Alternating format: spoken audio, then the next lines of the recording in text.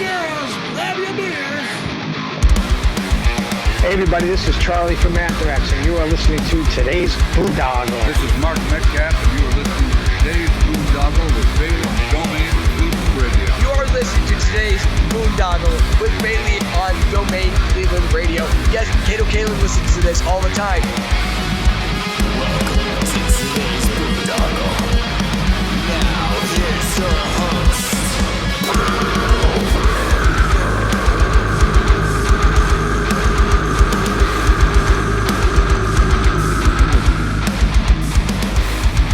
I am Monty Heath, so one Heath, and you are listening to today's Boondoggle. Hey, what's up? It's John from Skillet, and you are listening to today's Boondoggle on Domain Cleveland Radio. Fasten your seatbelts.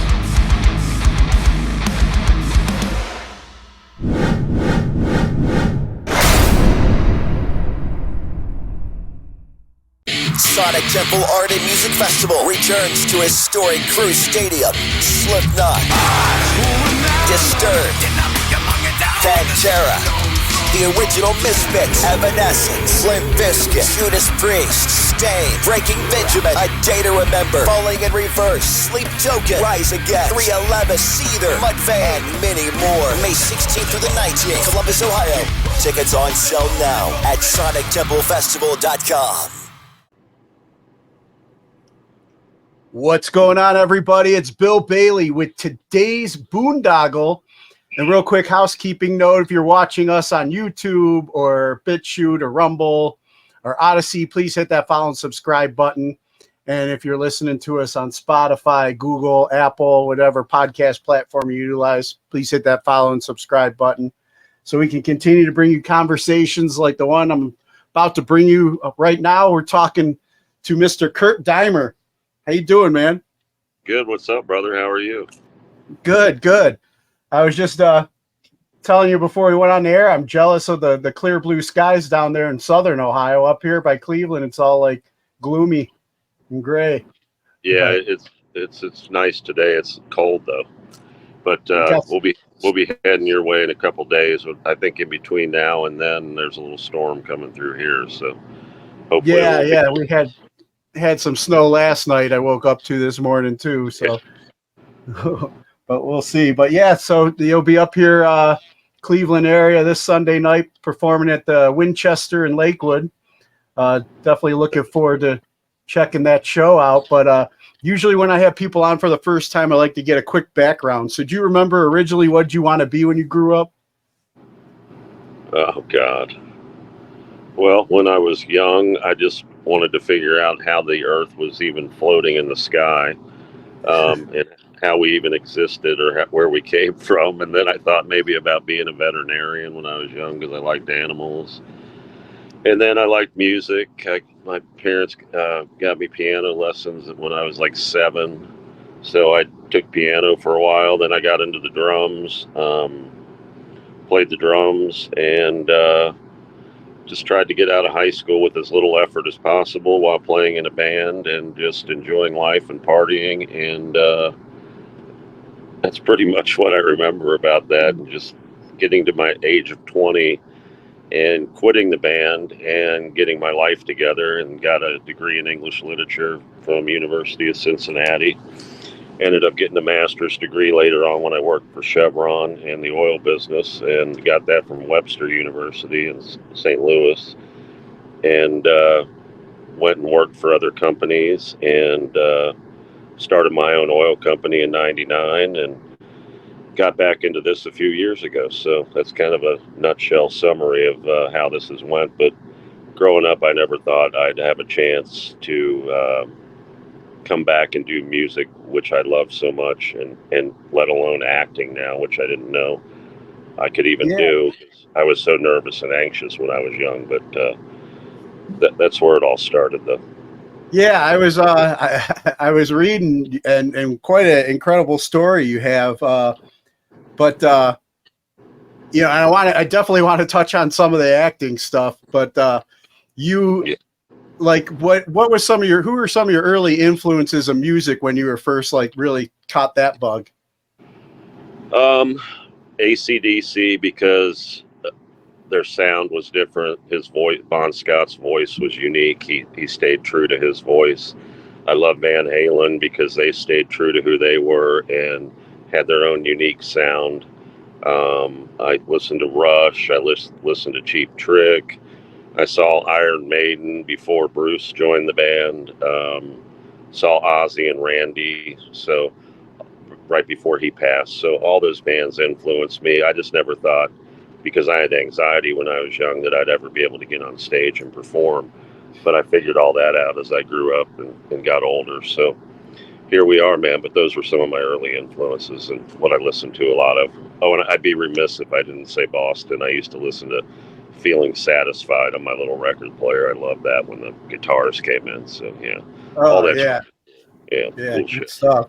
And then, like, what was like the music scene like in your area growing up? The most influential areas. I moved around a lot because my dad was in the oil business. Every time he'd get a job, we'd have to move. So my biggest stint was in Houston from for about 6 years, 5th grade till halfway through high school, and that's where I saw a lot of those bands. I mean, I was going to 2-3 concerts a month. That was like my hobby, and I saw like I said, Black Sabbath, Van Halen. First show ever was Jackson Browne. Then I saw Charlie Daniels Band. That got the bug going. Cheap Trick, all those bands. So that period of time influenced my life because all those bands were coming through and playing at the Houston Summit or the Sam Houston Coliseum, and they just blew me away. And I said, if I can do that someday, I would love to do it. So nice. And then you mentioned, getting into a band of your own, starting like where were you living at the time when you started your own band originally? yeah, I dabbled around in bands in Cincinnati, Ohio. It was about the time the Afghan Wigs were coming out of Cincinnati, and I went to University of Cincinnati, or at least I tried to while I was playing in the band, and we just played local around Clifton at like Sudsy Malone's and the Plaza, and that's when bands like the Red Hot Chili Peppers were coming through town and playing Bogarts. It was that period of time. So, and then I met my kid's mom. I have 3 beautiful boys, and they're all older now. But I met their mom, and she helped me buckle down and kind of get rid of the final addictions I had, drinking too much and all that stuff when I was younger. And then I made the dean's list, got out of college. So she had me stop playing in the band, and it was probably a good decision at that point. And I said, someday, we all only live once. If I ever get a chance to do it, I'll do it again someday. But I kind of tucked away my creative side at that point and went into business. Yeah, and there's so many aspects of your story that I found inspiring, but I wanted to touch a little bit more on. I'm currently 14 years sober myself. I've struggled with. Thank you, and I've had a history of struggles with anxiety and PTSD from my time in service. And this is kind of therapy for me, doing this podcast, getting out and talking to people. And now, like I said, going to meetings, being in recovery. So I relate to a little bit of your story, but do you mind sharing a little bit more about, the past and when you settled down and made the turnaround? Well, here was the problem. And first and foremost, thank you for your service. Too many people take what you did or have done and do for our country for granted. So thank you for your service. But back in the day, when I was young, I would get panic attacks. I'd have anxiety. I would get so nervous. I would have heart palpitations, all that stuff when I was young, and I didn't know what it was. And I was self-medicating, with drugs like marijuana. I did cocaine. Drank a lot, started drinking beer young because it made me feel better.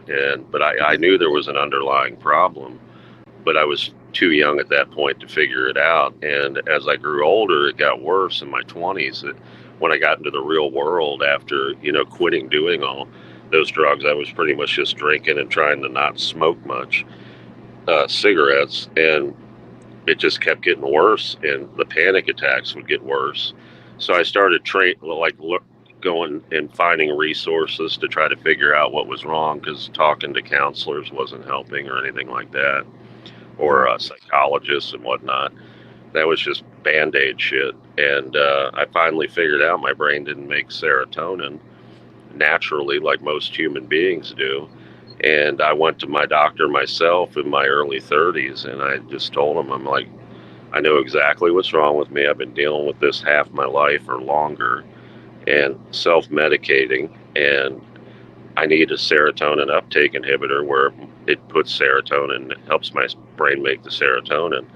And that was in the late 90s, and changed my whole life, and that's exactly what it was. I just, I needed an uptake inhibitor, and I take a half of one of those a day, and a bare aspirin. That's the only medication I've ever taken my whole life. Nice. Yeah, I appreciate you sharing that, because not a lot of people like to talk, about, there's a stigma now with mental health, especially, I have a lot of veterans on here.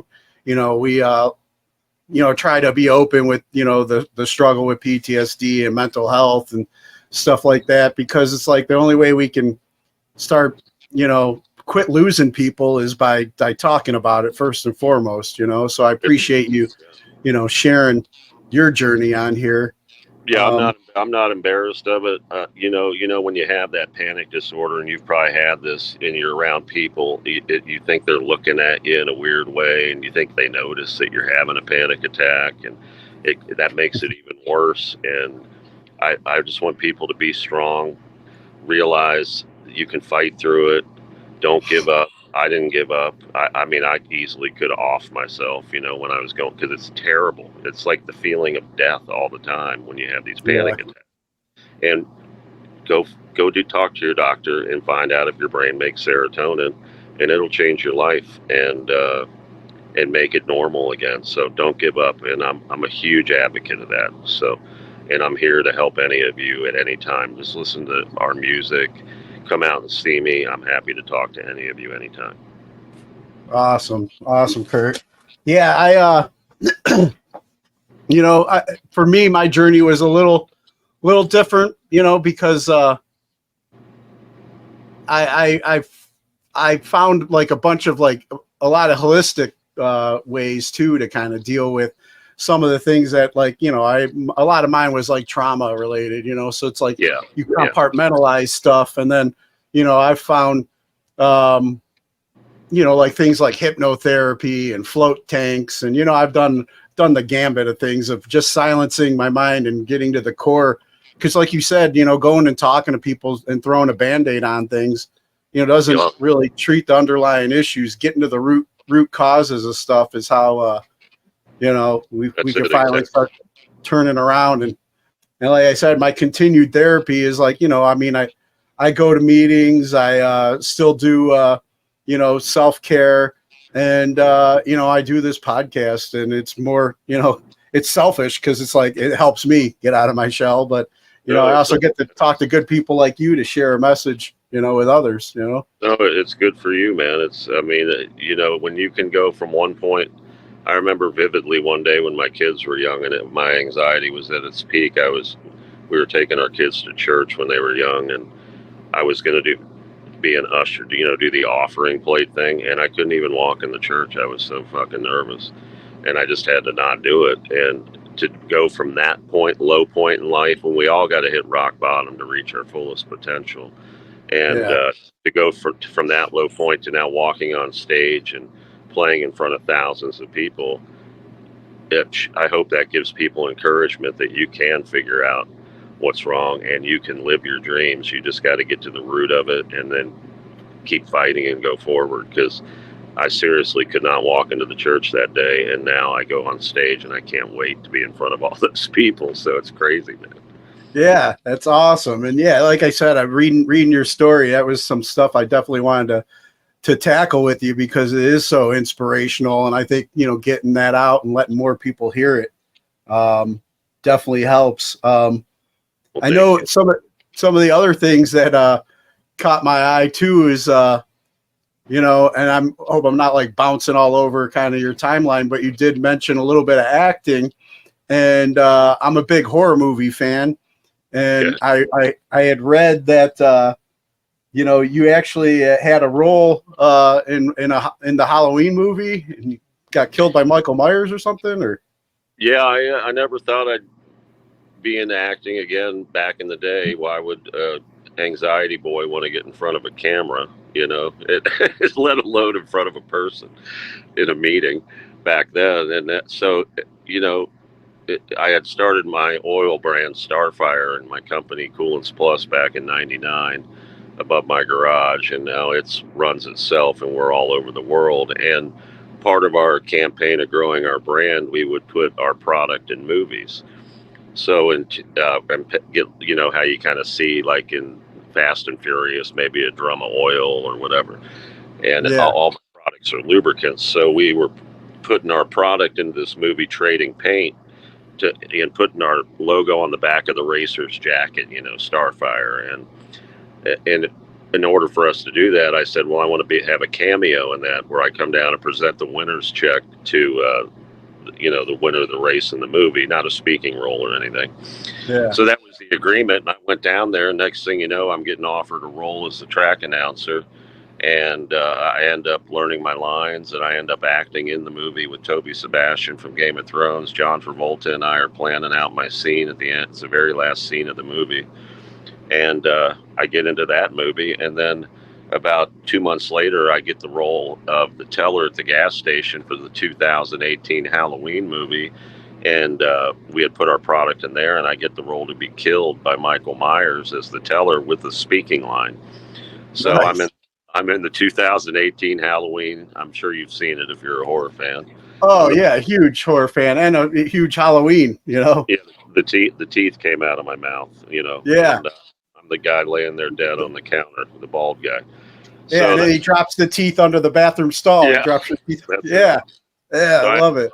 I get into that, and I'm sitting at the gas station, with this prosthetic all over my face all day, covered in a towel because we're out in public, and I'm there with James Jude Courtney, and we're just sitting, who plays Michael Myers, and I'm just sitting in the gas station, the store with them while we're in between shots. And just thinking, I'm going to do my own horror franchise, and I want to act more. I don't just want these one-line parts and all that, because I'm kind of a crazy-ass fuck, And so I end up calling my buddy Kevin Wayne in Alabama, and he had an idea for a movie called Hellbilly Hollow that actually would be shot at a horror attraction called Hellbilly Hollow.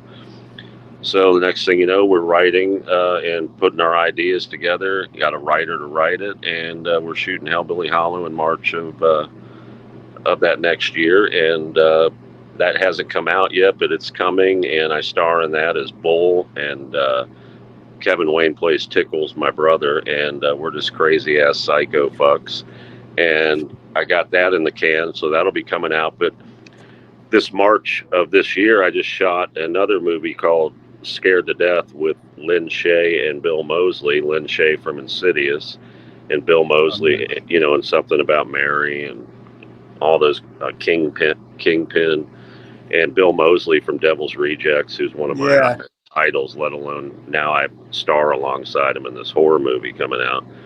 And that's coming. So, and we got more movies in the works. So, acting career is just ramping up right now, but we'll have 2 movies that you'll be able to fucking enjoy, man, being a horror fan, coming out, starring Kurt Deimer here in 2024, 2025. So yeah, I'm pretty stoked. I was reading about and I was going to ask about the Hellbilly Hollow. Now, is there any kind of like spoiler free like plot kind of you can give us?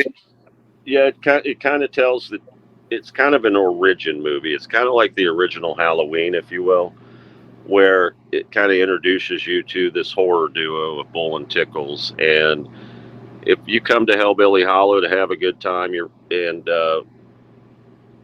piss Bull off, there's a good chance you're not going to be leaving Hellbilly Hollow, and not that you've done anything wrong by coming there. He's a nut, and his brother does whatever he tells him to do, and his brother can only communicate with Bull because he doesn't talk.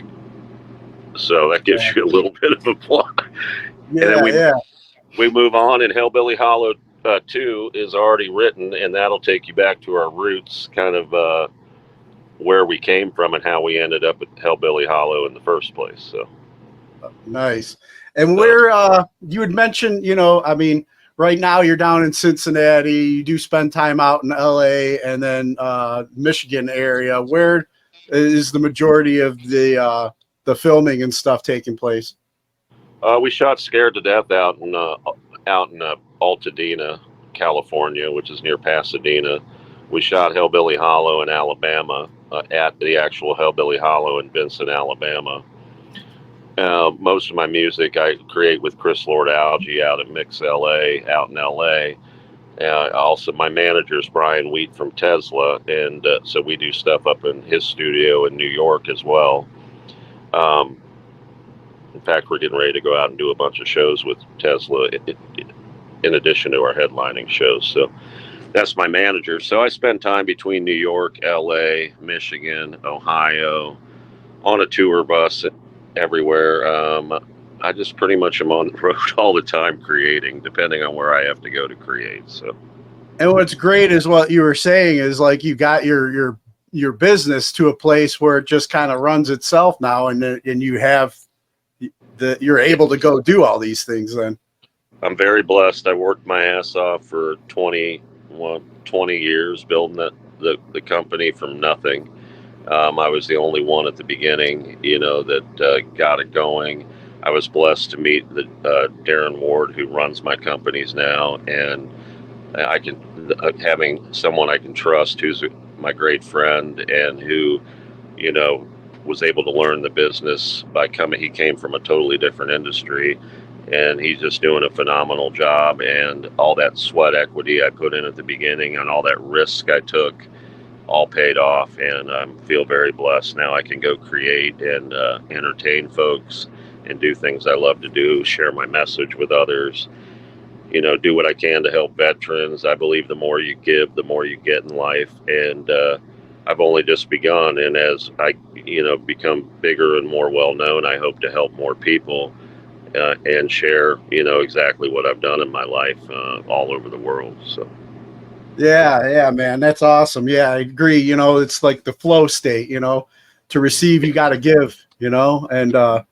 It's if you're just always taking, you're, what kind of life is that? The more you give to help others, the more will come back to you. And I've always lived that way. And I'm a big giver, and I like to help people, hand to hand. I don't like to necessarily give money to these big organizations that you never know where the money's going to. I like to help people, in real life. You give us good service at a restaurant, you might get a big surprise, tip, because you're working your ass off to take care of your kids or your family or just survive in this world. And I like to help veterans. I like to help animals that are abused. Any of that kind of stuff. You just got to find ways to help locally and make it hand to hand. It's more personal that way, and you're making a difference. Exactly. I've learned as I've on my journey with this podcast, I interview a lot of veterans from there was a lot of organizations that had helped me along the way in my healing. So I've had a lot of those veterans on, and then I learn about other organizations, and a lot of guys getting out, they don't know, they just know the VA.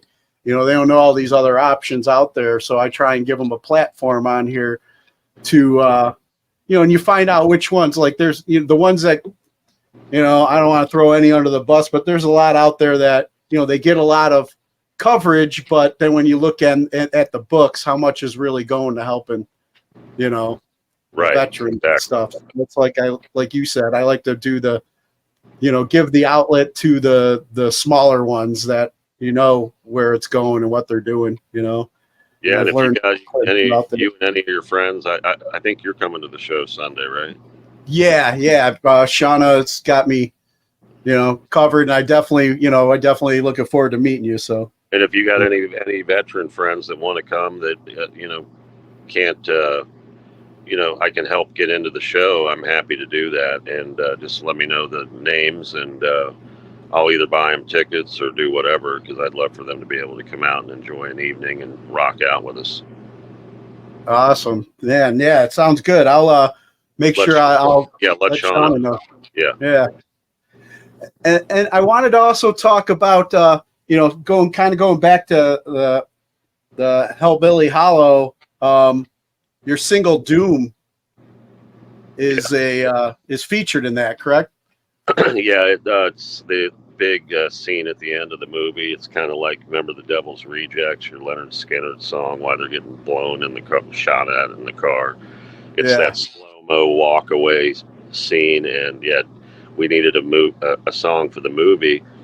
And we talked about addiction and all that, and it's very prevalent all over the world, all the different types of ways people get addicted, heroin being one of them, and whatever else, even pills or whatever, prescription drugs. And doom is such a prevalent thing in horror movies, because there's usually some kind of bad ending, which is doom. But then I wanted to also write a song about drug addiction and the doom that people face in life, but because of that. And if that can help anybody, by pointing that out or bringing awareness to it, I wanted to do that, even though I was writing it for a horror movie. So I kind of had an underlying message in there.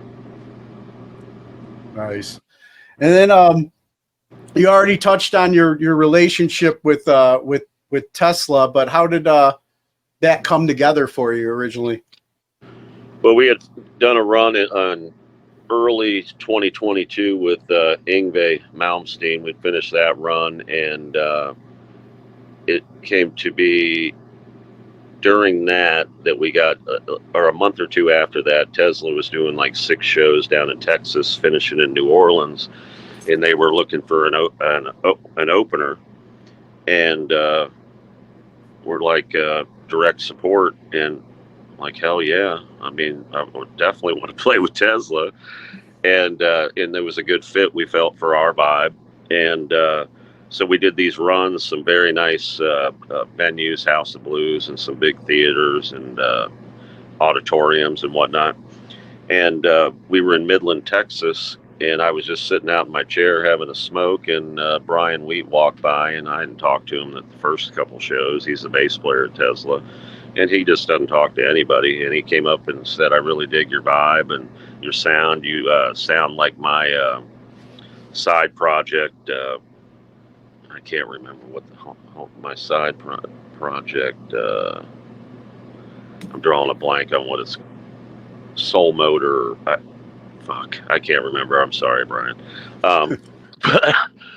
I'll remember it as soon as we're done. But anyways, he sounded a lot like his side project, and I'm like, cool. And he was playing it for me, and then we just talked. And he started Tesla with Frank and Jeff in the garage in Sacramento as kids, and built it from nothing, which I can relate to. I built my company from above my garage before I got back into music, and I was kind of bouncing around out in LA trying to figure out who was real, who wasn't, who really wanted to help advance my career. And I had management at the time that was doing a great job, but I just felt like I needed a little bit of a change and direction, and it just needed to do some tweaking. And I called Brian and just asked him if he would ever entertain that, and he liked me a lot and liked my vibe, and we hit it off, and we decided to work together. So that's kind of how that all went down.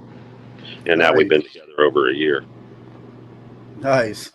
And then, I like we've already mentioned, you're going to be playing here this Sunday up at the Winchester. But let's talk a little bit about your live show. I mean, we know your background with not being, with the anxiety back in the day, not being able to walk into the church, but now it's like you take that stage. What can fans expect, or what could they look forward to from a live performance at your show? A band like ones they probably haven't ever seen before. I stay true to my voice. I have a unique voice. I don't try to do things I can't do with my voice. I mean, I've only been back in this 3 years now, and now we've been touring, for 2 years. It's been 2 years now with Tesla, Ingve, Jeff Tate. So now we're finally getting to headline because of that hard work. And we're so excited. You'll get a 75-minute set of rock and roll. I will lose my shit on stage. I'm crazy. I'm the most chill dude that you'll meet me after at the merch booth. I'm the most chill, laid back, quiet, spoken guy. But when I get on stage, I turn into a whole different person, kind of like I do in the movies. And it Just gets not, a lot. not full bull. Yeah, Not full bullet. It's just rock and roll, man. It's like when I went to see Van Halen and I didn't know what to expect back in the day, and they were just playing one tune after another that just kicked ass. And that's what people say when they come up to me after the show. It's like, never heard of you before. What different sounding great rock and roll. You're like just bringing rock and roll back the way it was. And that's what you can expect. High energy. We're going to honor our veterans with our song Hero, which we play at every show. And now that we can headline, like I've been telling everybody, now we have even more goodies on the stage instead of just trying to fit in the spot we're given. So I can't wait for that. So now we have our own show that we're putting on these headline shows. And we'll be putting on the same thing at the Tesla shows as well, because it's just us and Tesla. Awesome. Yeah, definitely looking forward to it Sunday. And I'll let you know and all your listeners know on this tour, our Be Kind Tour 2024, I'll be bringing the Halloween kill scene pick of me on the counter and signing those for all the horror fans. So make sure you're at the show and meet up with us afterwards. And I always meet with the fans as long as they want me to. So. Oh yeah, for sure. I'll definitely be there. I want to make sure I get a picture with you and everything. Yeah, man. But so before we get ready and wrap up, I want to ask you a couple of the questions I normally ask guests that I have on. Okay. You mentioned a lot of your early influences, but who would you say are your top 3 musical artists? Top 3 musical artists: Johnny Cash, Led Zeppelin,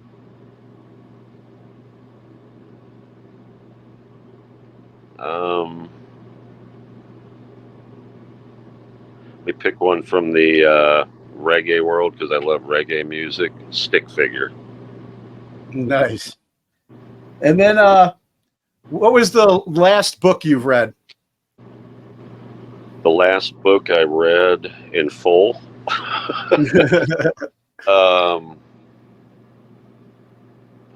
That's a good question, man. Probably The Power of Positive Thinking by Norman Vincent Peale. Nice. I got that in my library. It's been part of my journey as well. Yeah. Good stuff, man. And then what class do you feel should be mandatory before graduating high school today?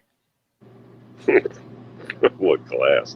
I didn't even want to go to high school. So I don't, common sense. Yeah. They need to create a class and call it common sense, because I don't think nobody's graduating with common sense anymore, or they're not given the tools to figure out how to even survive a day in life. So that would be my class. I agree. And then, there was I'm drawing a blank myself. Oh, Thomas Paine wrote a book called Common Sense. Maybe they should do that, bring that back too. Yeah, just study that book. Yeah. And by the way, Brian's side project band Soul Motor. So I knew I'd remember that. All right, cool. We got it. Sorry, we got it. I got that right. Safe. And then it's common sense, man. Or even the power of positive thinking. I mean, you could teach that to kids in school, or the book that taught me how to start my own companies and how to succeed in life, and how you have to hit rock bottom to bounce back, was Think and Grow Rich by Napoleon Hill. I highly recommend that book. That was my blueprint to starting my own company. So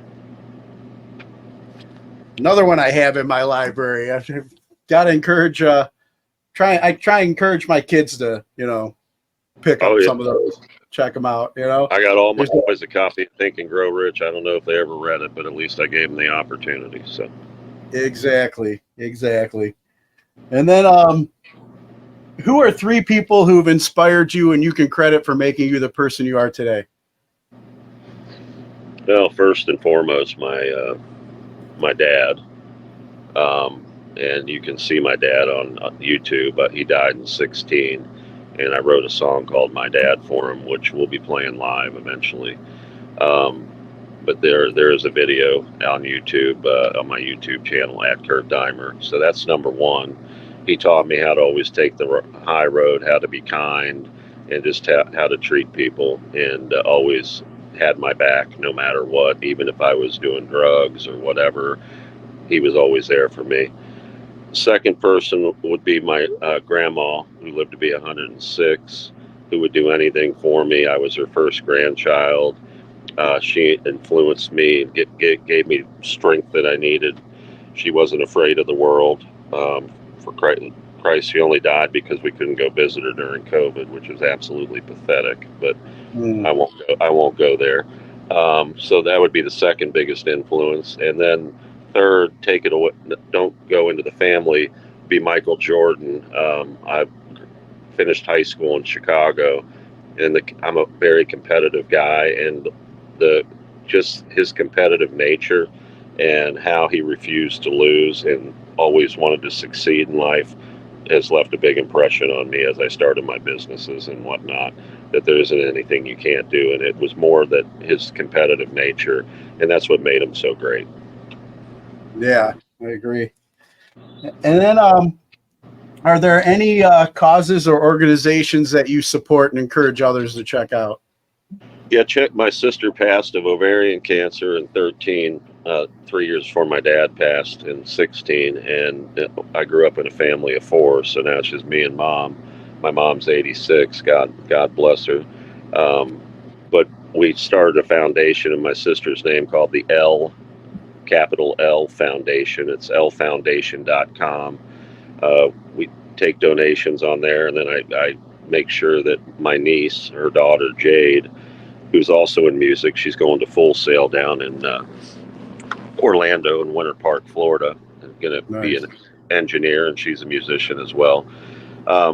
We donate money to St. Jude's to help kids with cancer through the L Foundation.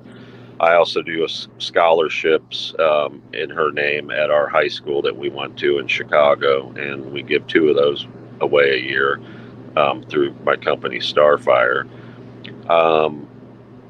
And like I said, as far as other charities and whatnot, it's just who I think needs help. If a tragedy happens, here's an example. Like the night I got into Trading Paint, that movie, which changed my life, and here we are today. That was that night in September of 17. I can't remember the exact date. But that night I was with my driver heading back up to Cincinnati because I had to go back to work. You know, I'm still in the company at that point.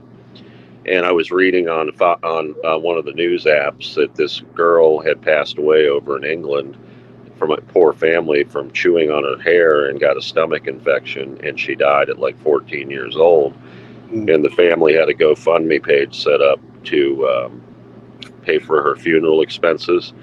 I just paid off the whole balance of what was left, what was needed, because I didn't need that money for being in the movie. I knew I was going to get paid a certain amount, and I just gave it to that family all the way over in England and changed their life and helped them put their poor daughter who passed away of that infection to rest. And that's the kind of, donating I do, and helping families directly, which, go out, walk out of your house today, any of you, and just help a neighbor, help the elderly, help your veterans. I give to veteran stuff, I would love to start doing shows for veterans all over the country and not charge at all for them to come to the shows. So that's the way I give, and I encourage everybody to check out the L Foundation if you want to help kids with cancer directly through my sister's memory. Nice. And then, what would favorite toy as a child? Favorite toy as a child? God, there were so many. I like that. What was it called? I would say Lincoln Logs in the Plastic Army Men. I would build Lincoln log forts and shit. And they occupied a lot of time, and then I'd blow up the little plastic soldiers with shit. So Lincoln Logs with the plastic soldiers. Awesome. And then speaking of I our, also like Birdie Bird too. Remember Birdie Bird, the little helicopter that you flew around on the pole. oh yeah. Yeah. Nice. And I like that thing that would kick field goals, where you just pound the head of the football player who would kick field goals. I like that too. Oh yeah. And then speaking of our military members, any message you have for our current military members currently serving overseas? Yeah, check out my song Hero on YouTube, and you'll know plain as day how much I thank you for your service, for your sacrifice, even your families back home, the sacrifice they make that when you're gone. I mean, people take you for granted, and it should never happen. And I'm sorry for that, because I know without you, I couldn't be in Lakewood, Ohio this Sunday night, rocking out for any veterans that can make it out, or all you folks that can make it out to the show.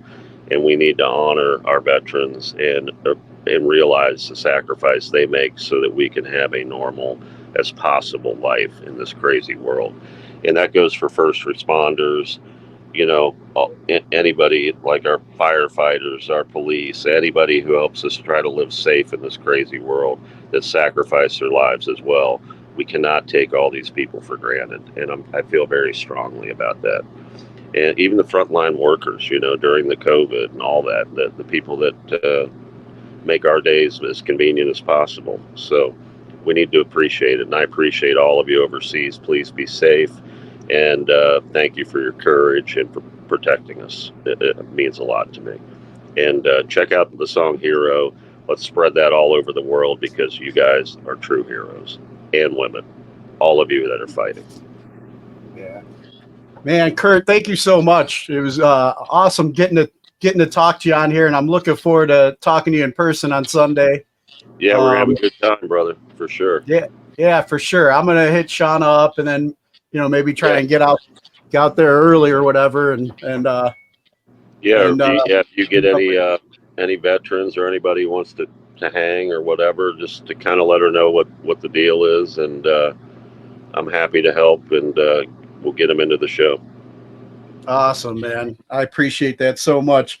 And then for any the fans out there, or people listening that may be new to hearing about you through this interview, want to know more and support you, where would you send them?